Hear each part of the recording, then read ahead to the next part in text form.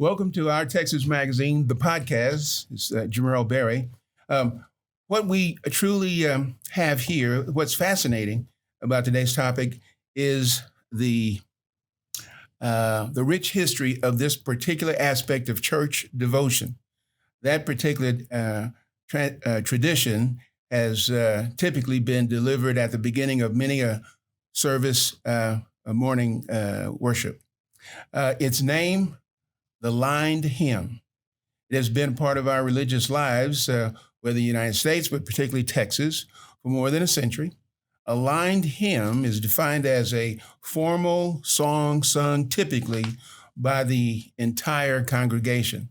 This tradition came from the call and response of gospel music rooted in the South, but it also is a tradition in our African heritage.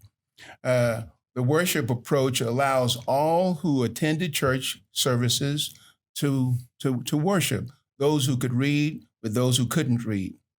But indeed, everyone worshiped together. Simply put, we listened, we sang, no piano, no organ.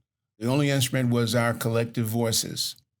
So when you go online, you can see just a few news articles. The NPR, National Public Radio, had two, 2005 and 2013 or 15.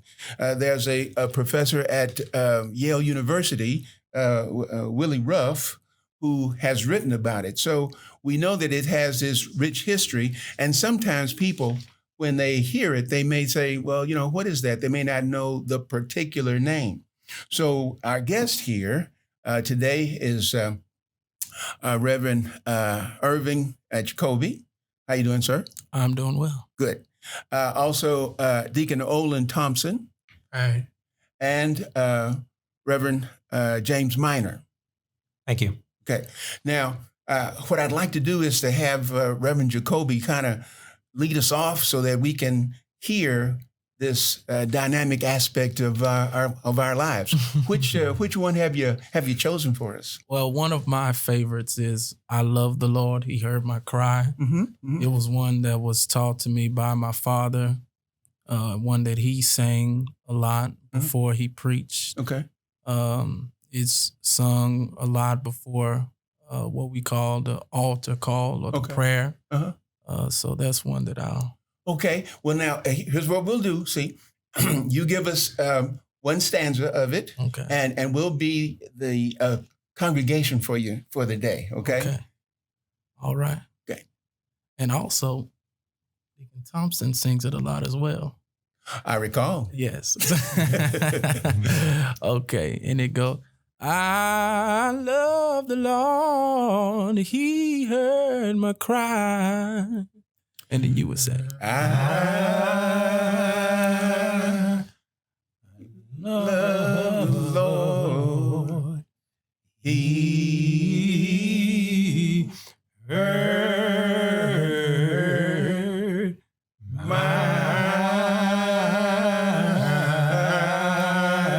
cry. And then there's a follow-up that says, and pitied every groan.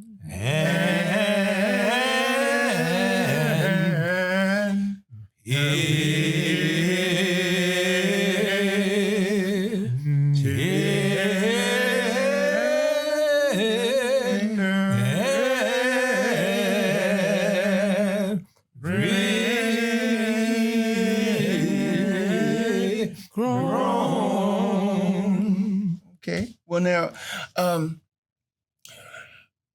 you said that your father used to have this done with the church just before he would preach. Mm-hmm. About how old were you at the time?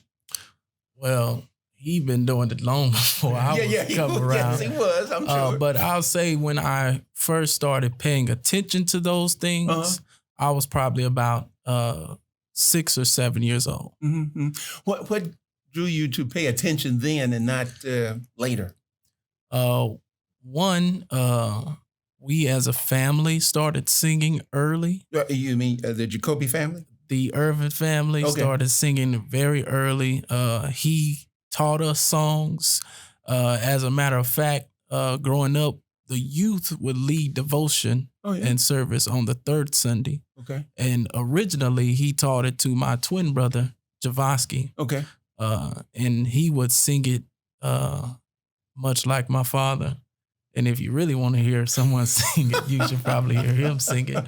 But early on, we would hear these songs. And of course, there were other deacons who would sing these hymns before they prayed as well. Okay. I think I said your name wrong. It's Ervin. Jacoby Ervin. Ervin. Okay. Mm-hmm. Now, because I'm familiar with all of you, I'll do the first time with Deacon Thompson, Reverend Ervin, and Reverend Minor. Yeah. But then I may just swing back to Jacoby, and Olan. Okay? That's fine with me. All right. Sir, Deacon Thompson, how about you? When did you first hear it, first thought about it and said, man, that's pretty neat? Well, I must have been about 7 or 8 years old. Like Reverend Ervin, my father was also the pastor of the church also. Uh-huh.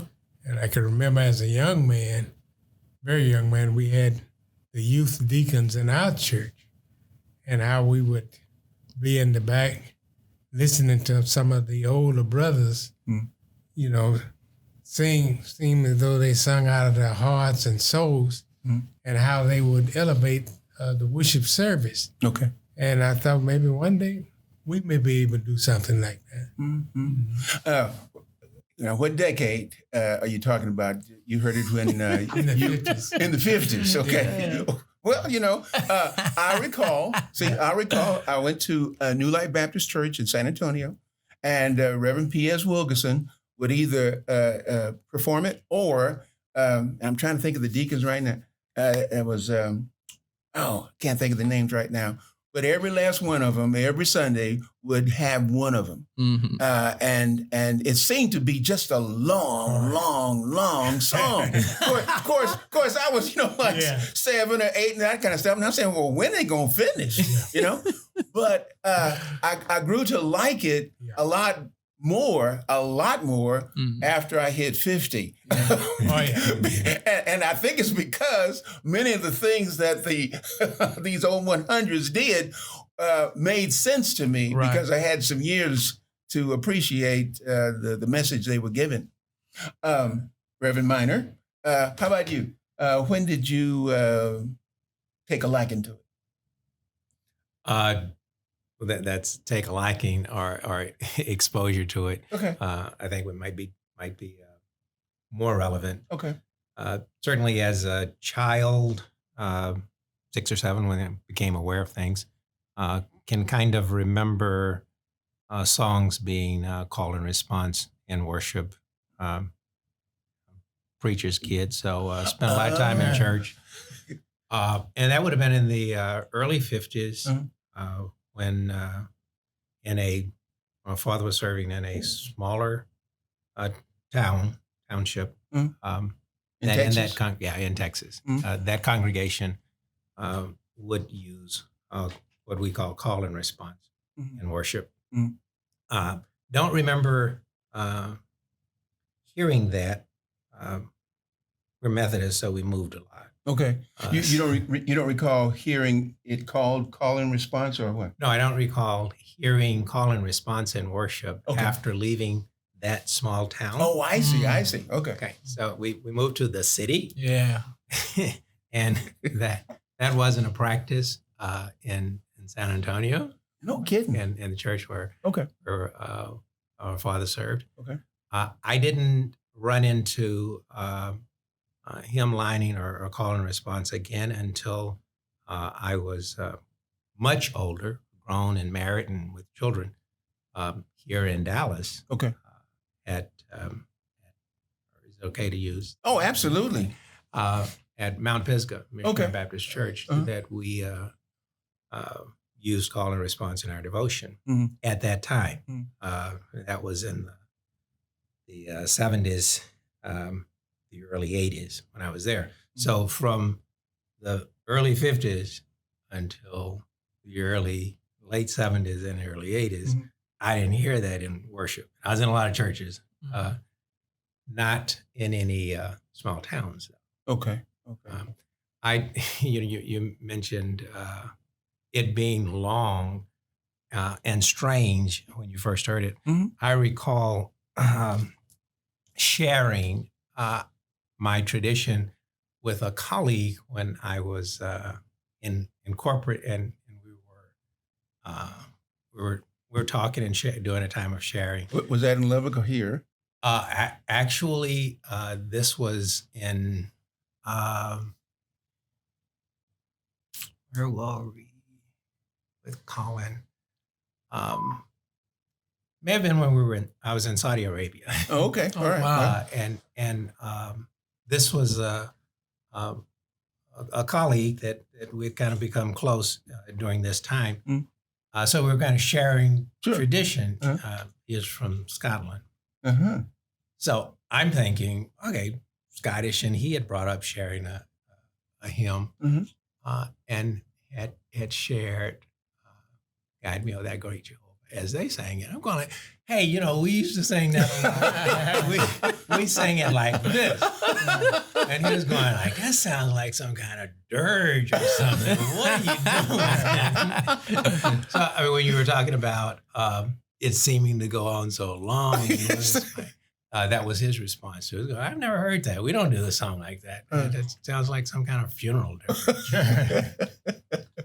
Well, That is interesting. there is a historical connection between those two cultures, and according to these news articles, it's about how Scottish folks came over with that approach to lining psalms, and certainly one of the references is that many of us picked up on it, but then changed it to the call and response that we have had from our African roots. Olan, I really feel odd saying Olan because for so long I called you Deacon Thompson. That's all right. But you attend what church? St. Emmanuel Baptist Church. Okay, and that's in Denton. Denton, Texas. All right, and that church still has these old 100s, right? We still sang them, but Uh-huh. not in a regular devotion service like we had years ago. What do you think is special about that kind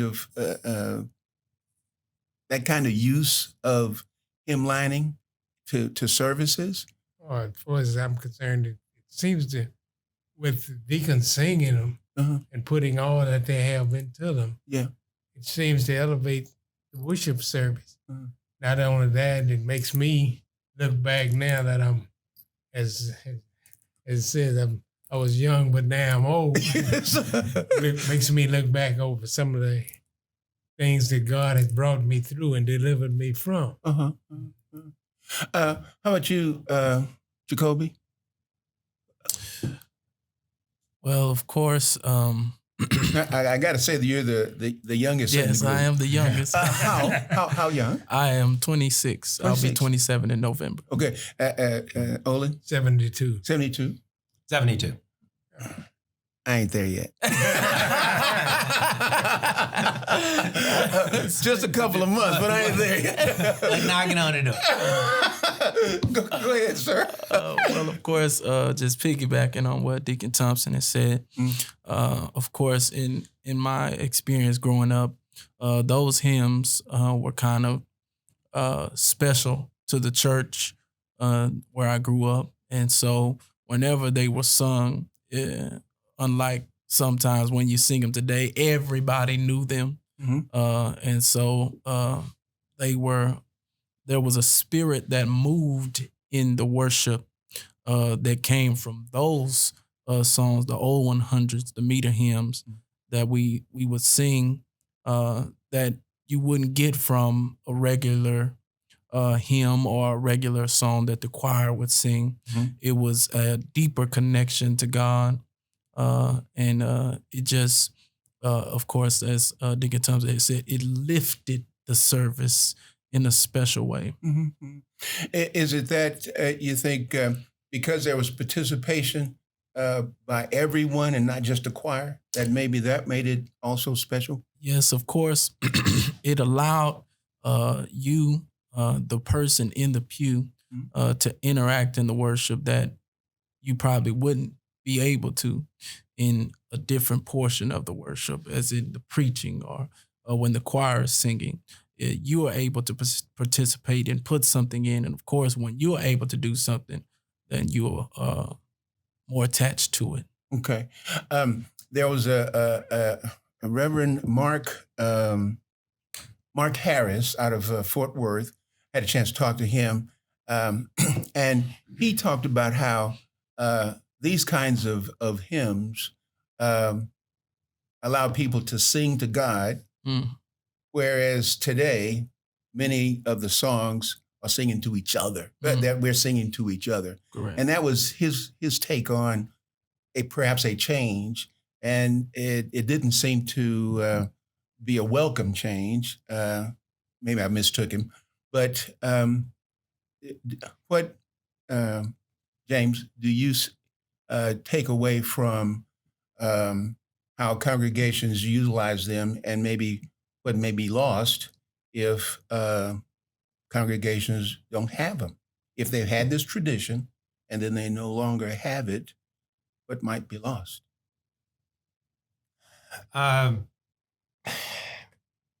We want your take. And I'll share it. It's just finding the right words to put it in. That traditions are the result of the consequence of a people and their experience. And as generations come and generations go, their experiences and as a consequence, their traditions change. I'm no longer at Mount Pisgah, but my understanding, and soon after I had left as serving as a deacon there and going into ordained ministry, I became aware that they no longer did devotion with call and response hymns, and it only seemed a natural progression because the dynamics of that church had changed. So the hymns those particular hymns did not have as much significance and meaning to a younger congregation or younger constituent group as some of the other songs that they were hearing and singing. So, I mean, if worship is indeed as it is intended to be a personal response to your experience of God, then how you express that in song is going to be reflected in that. So when the experience of, as I see it, when the experience of people was that they did not have instruments, they did not have comfortable pews and cushions to sit on, they had gathered to participate in worship, then call and response was something that very much was an expression of who they were and how they understood that worship. Then as Scripture kind of tells us, when you've entered into the land and you're partaking of all of the goodness, maybe you want to try to remember who got you there.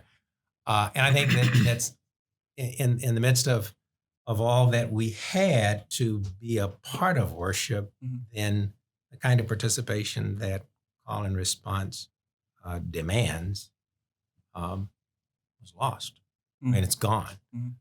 So that's not how worship is done now. And I've been around long enough to see how it has moved, and certainly there are pockets of the tradition where it continues to exist. I would question whether it flourishes. Okay. And I particularly feel that way because the number of songs that we have to sing with line or call and response keeps diminishing. Oh.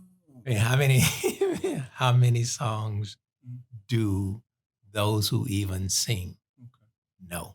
Okay. How many songs, other than a very small number, could we call and respond?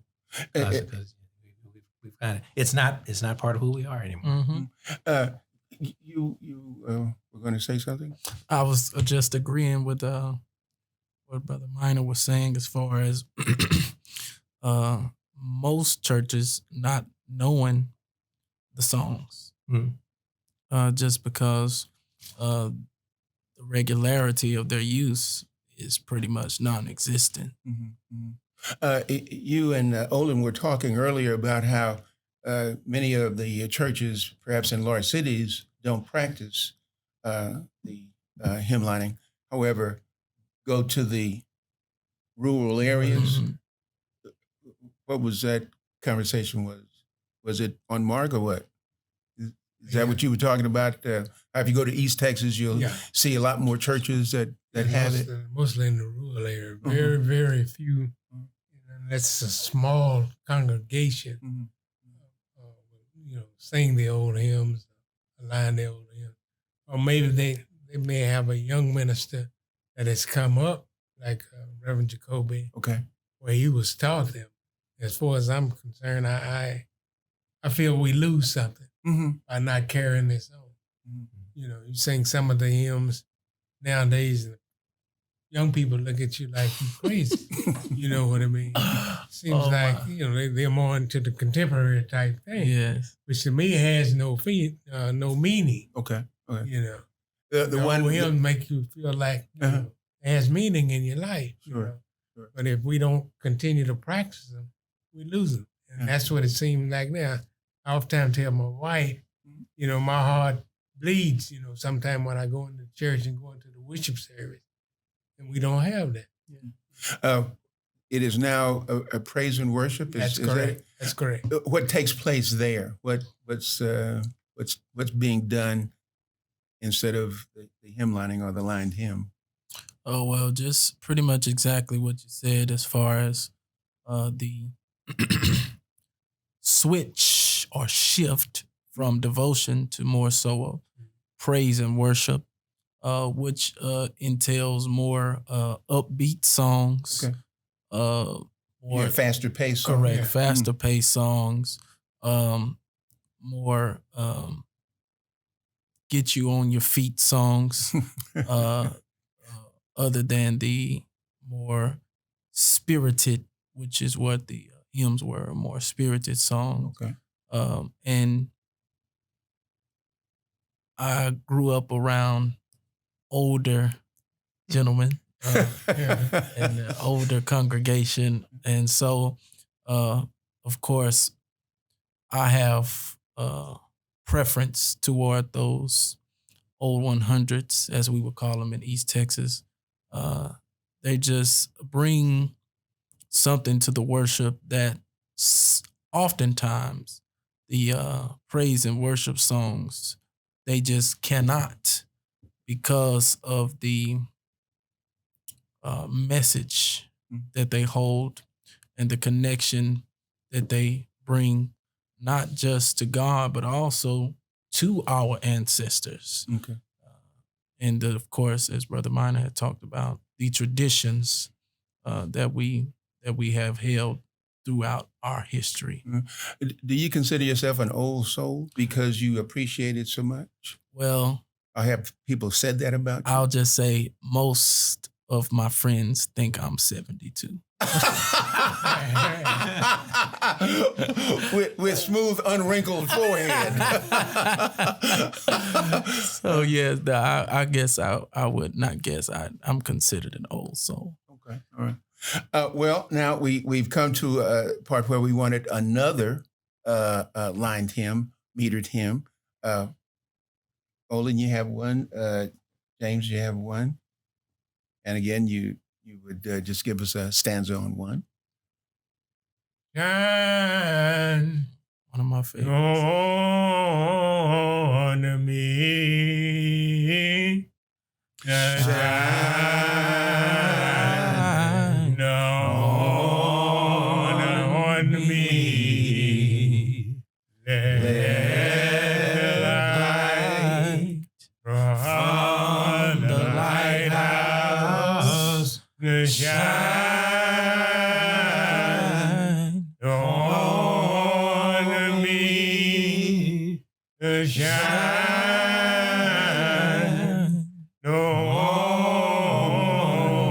me. Shine on me. Let the light from the lighthouse shine on me. You know, I'm unsure of how to say it all because when I think about the hymn lining, it reminds me of a group of folks who have had such hard times that they look for a way to find safety or to find solace and to lay it bare for God to continue to help them through that time and through what they know is going to be more rough times in the future. And you know, I'm hard pressed to think how sometimes people have that collective idea with any other kind of song. Now, I don't want to indicate that what's the hip hop guy's name who does Stomp and the rest? Kurt Franklin. Kurt Franklin. Yeah, I don't want to denigrate him because he's got a following and much of his music means something, but it's almost like talking about getting away from the secular. It's almost like talking about LeBron James and Will Chamberlain, Michael Jordan, that kind of thing. You know, Yeah. You came up with those folks. Right. You recall Jackie Robinson, and as an older person, you begin to think, man, did they go through some stuff just to do what they did? Yeah. And you look at, I look at folks today, you know, like somebody perhaps your age, Ervin, and if they begin to talk about the tough times, I'm saying to myself, what tough time? How could you go through tough times? You've been born way after that. Although that's an incorrect assessment because I have to listen to what he says further about why he is praying to God, why he is at church, what brings him to church, that sort of thing, and the messages that he gets from church. So it's just a struggle that I do on myself and as I'm listening to folks. That's all. James, do you believe that we should just no longer have them hymn lining? You know, because maybe I'm thinking maybe they can come back. You know, like jazz. Jazz was really popular late 40s, certainly up to the 50s and 60s, and then 70s began to fade immensely. And all I'm getting at is I'm hoping jazz is coming back with the plethora of folks out there making music and putting it online, that kind of stuff. I'm just trying to see if there's some kind of parallel to how people ordinarily drop what they think is old stuff, and then decades later they come back and say, "Oh, that's almost new now." No, it ain't. It's the same thing. It'll be the same thing, but different, because it has to be. I go back to the fact that our expression of ourselves in music, our expression of ourselves in life, is a reflection of our experience, and experiences change, and you can't have a millennial have the experience of a generation, greatest generation folks. I mean, there's no way, because that's not life anymore. Mhm. So, as today's jazz, and there is jazz today, is not the jazz of the 20s Right. or the jazz of the 30s. Mhm. So today's call and response is not the call and response of the 40s or the 50s.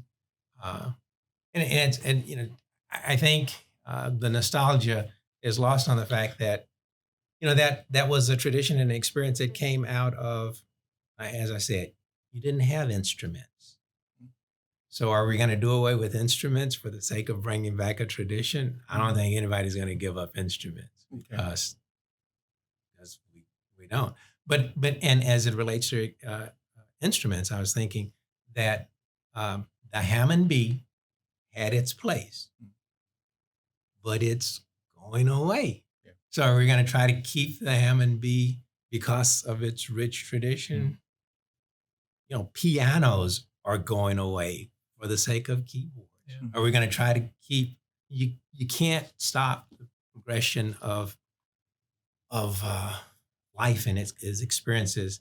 A totally different side note, but it comes to mind. So I have to say, no more than you can stop, regardless of what one might wish to do, the progression of humanity across artificial borders.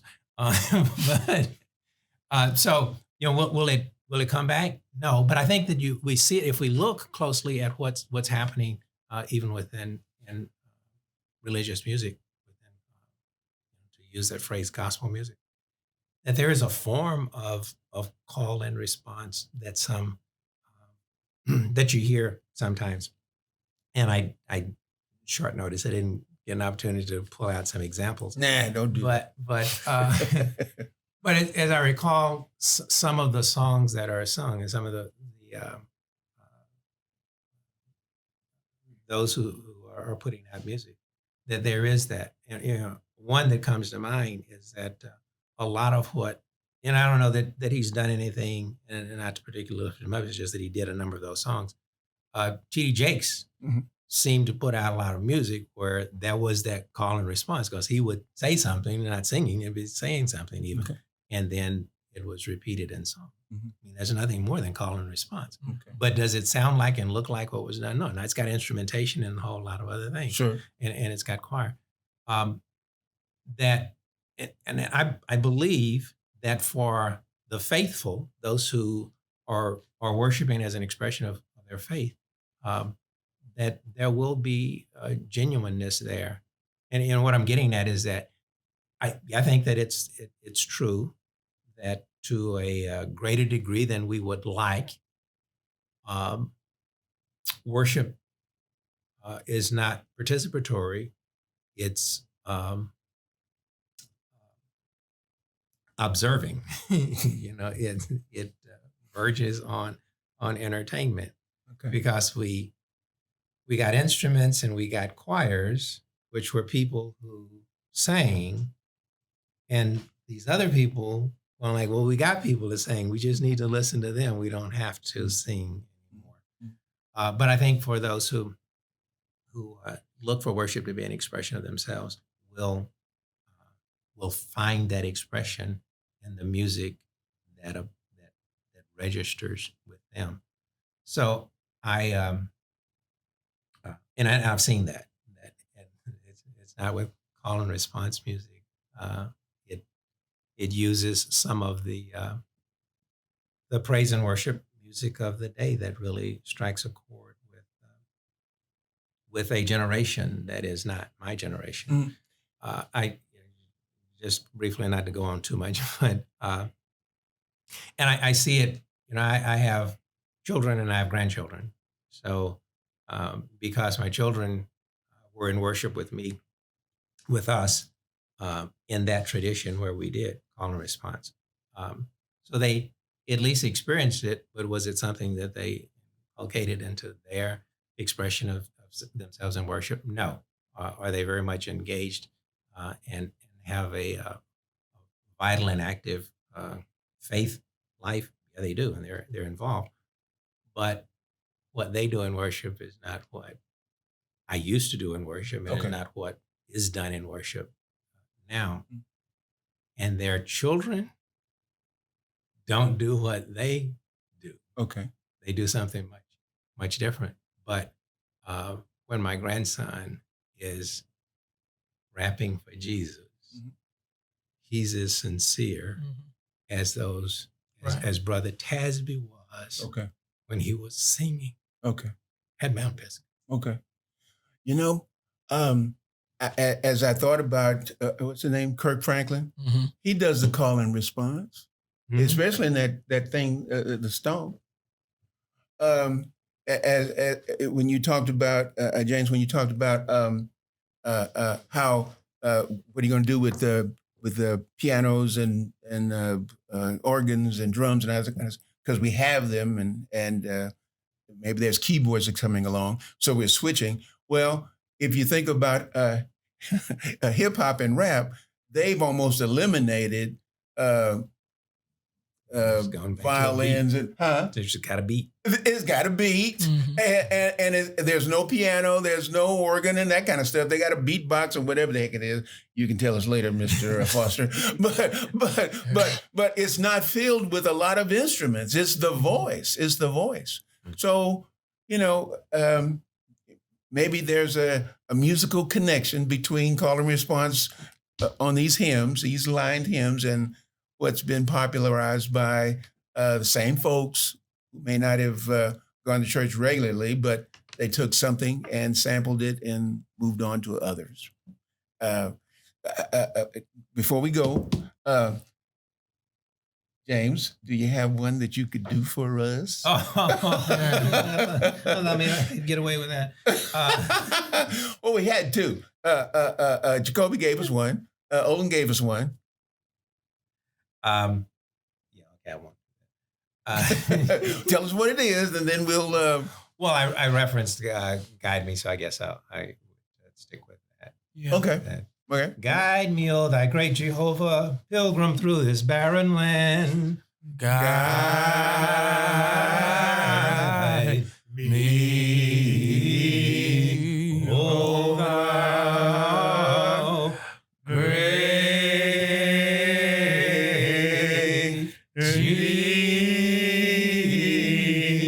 Jehovah,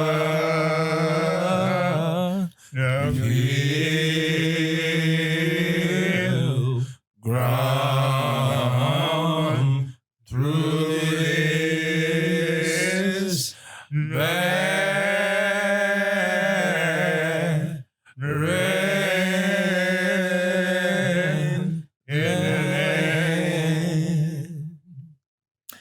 Well, I know that I haven't asked all the questions, but is there something that you thought we should be letting the folks know about that you haven't said that you think is important about hymn lining and metered hymns and all that?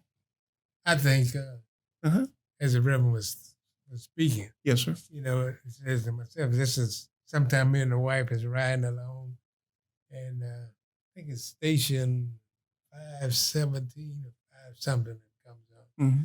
You got all the older singers that came along that day in town. Aretha Franklin, the guy down in Beaumont, what is his name?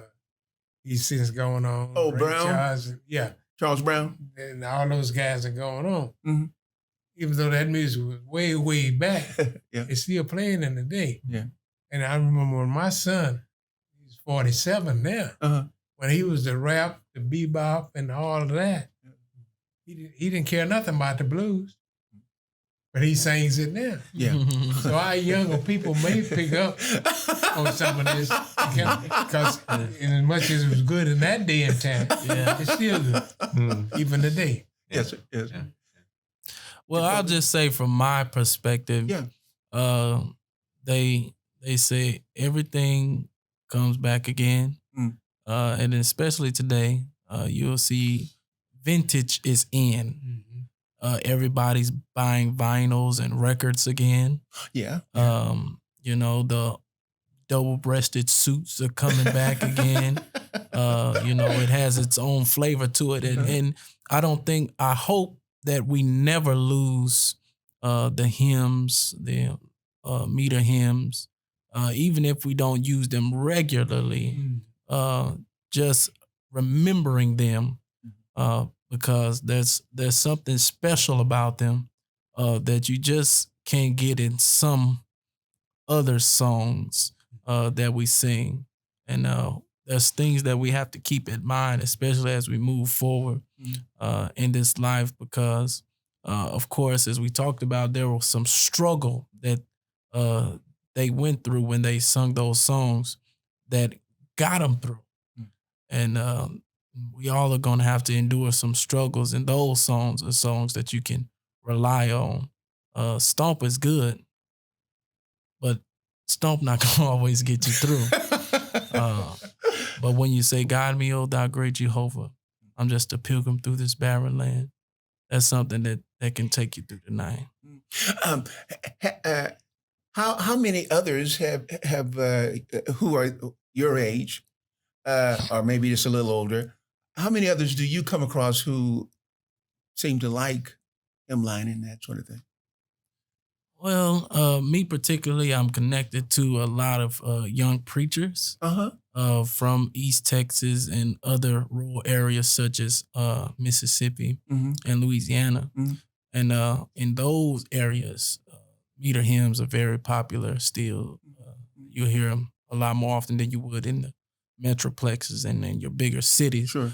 So I, of course, oftentimes come across a lot of people who still remember them and are in churches where their deacons and members of their churches still use them quite regularly on a Sunday-to-Sunday basis, because they're still having devotion. Sure. And they haven't shifted to the praise and worship. Or if they do have praise and worship, it's later on in the service opposed to kicking the service off like you'll see here in big cities.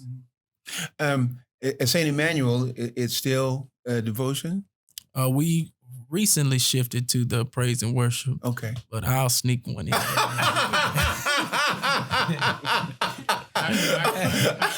can remember. I can remember us going to a church in Louisiana one time. I don't know whether Jacoby was with us then. I don't think I was. But they had a period where they had the devotional that carried on first for a few minutes in the service. And then after the devotion, then they brought on praise and worship. Yeah, both of them. Yeah. Okay. Well, that's what Mount Pisgah did, and then they got away with devotion altogether.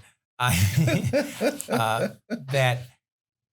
think what is important and for us to keep in mind is that what it's about is not the form that our worship takes, but that we do indeed sincerely worship God.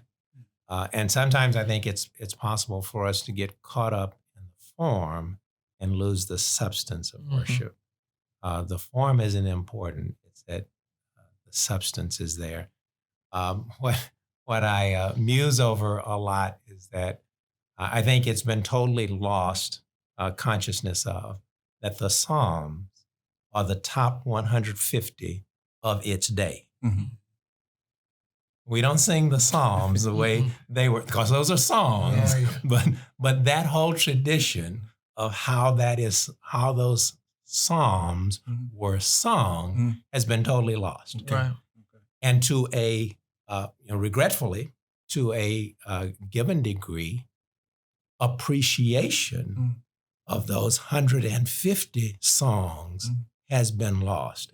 How many of the 150 do we know or even use? You can't stop the progression of how people express themselves. But what we're called to do, whether preacher or pew, is that our expression of our faith in God is real. And we express that when we come together. And when we lose that, then we're in trouble. How it expresses itself is not as important as it is that it's there, an expression of our experience with God.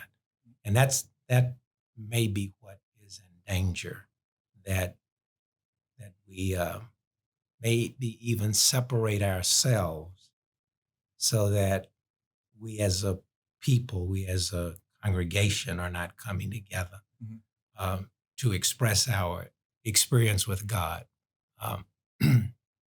because of form.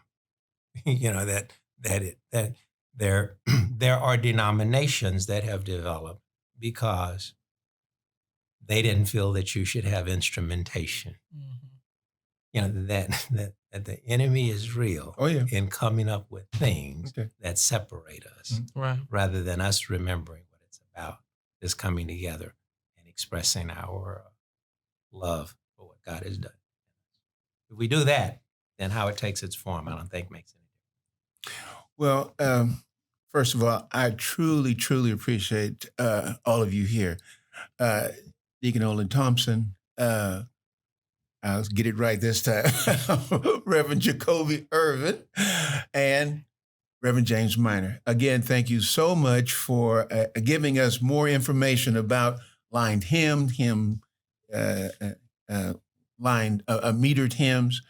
I just hope more people can now name it, because I know that there's been times that I didn't know that there was a name for it, but now it's been out there. I just didn't know. Yeah. But I'm so glad that we had a chance that we had three people who could not only talk about it, but also deliver to the audience what it is and what it means. Yeah.